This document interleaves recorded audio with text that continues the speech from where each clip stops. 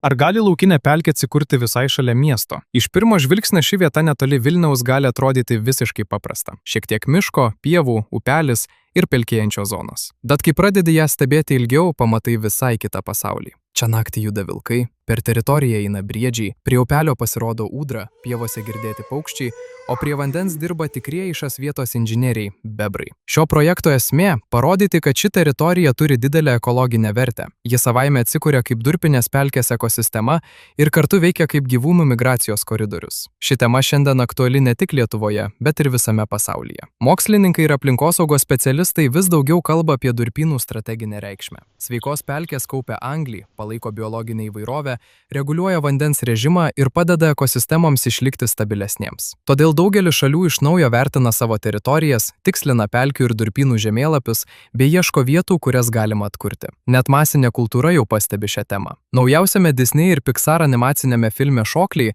mergaitė atsiduria bebro kūne, patenka į gyvūnų pasaulį ir bando padėti išsaugoti jų buveinę nuo žmonių planuojamos plėtros. Skamba kaip animacinis nuotykis, bet iš tikrųjų ši tema labai artima realybei. Bebrai, miškai, pelkės ir statybų grėsmės nėra tik filmo siužetas. Tai vyksta ir tikrame gyvenime, kartais visai šalia mūsų. Daugiau nei 4 metus ši teritorija buvo stebima skirtingais metų laikais. Buvo analizuojami Regija ir Geoportal žemėlapiai, Lietuvos geologijos tarnybos duomenys, reljefas ir artimiausios saugomos teritorijos. Pagal geologinius duomenis čia yra durpių sluoksnių, o dalis teritorijos yra pelkėjimo zonose. Tai reiškia, kad čia vyksta neatsitiktiniai procesai. Čia gamta bando atkurti pelkinę ekosistemą. Svarbiausi šio proceso dalyviai yra bebrai. Gyvūnas, kuris graužia medžius, bebras keičia kraštovaizdį. Jis stato užtvankas, sulaiko vandenį, didina drėgmę ir kuria naujas buveines vabzdžiams, varliagyviams, paukščiams ir žinduoliams. Dėl bebrų veiklos mažas upelis gali tapti gyva pelkėjančia sistema. Todėl bebrai vadinami ekosistemų inžinieriais. Jie daro tai, ką žmonės dažnai bando atkurti dirbtinai. Grąžina vandenį į kraštovaizdį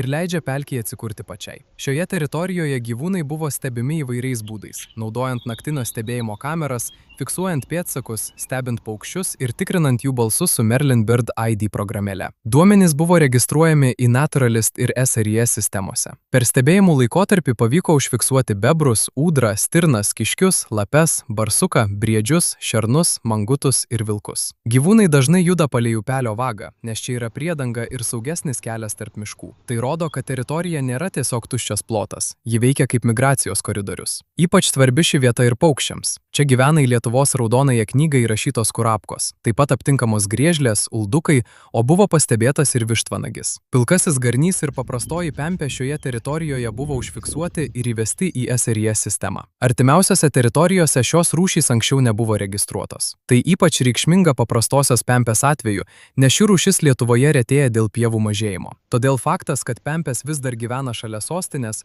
rodo išskirtinę šios teritorijos vertę. Tačiau ši vieta nėra saugi. Šalia vyksta statybos, važinėja keturračiai, kartais net paukščių perėjimo laikotarpiu. Vienu metu upelio vaga buvo dirbtinai užblokuota betoniniais blokais ir taip išbuvo kelis mėnesius. Po kreipimosi į aplinkos ministeriją vaga buvo atlaisvinta, bet grėsmė išlieka. Netoliese parduodami sklypai, o teritorija gali būti panaudota užstatymui arba automobilių stovėjimo aikšteliai. Todėl išvada paprasta. Ši vieta nėra tuščia. Ji gyva. Čia atsikuria pelkė, čia dirba bebrai, čia juda laukiniai gyvūnai, čia peri ir maitinasi reti paukščiai. Ir visa tai vyksta ne kažkur toli, o visai šalia Vilniaus. Kartais gamtai nereikia, kad žmogus viską padarytų už ją. Kartais jai reikia tik vieno dalyko – kad mes netrukdytume. Todėl šią teritoriją reikia neužstatyti, o stebėti, saugoti ir leisti jai toliau atsikurti.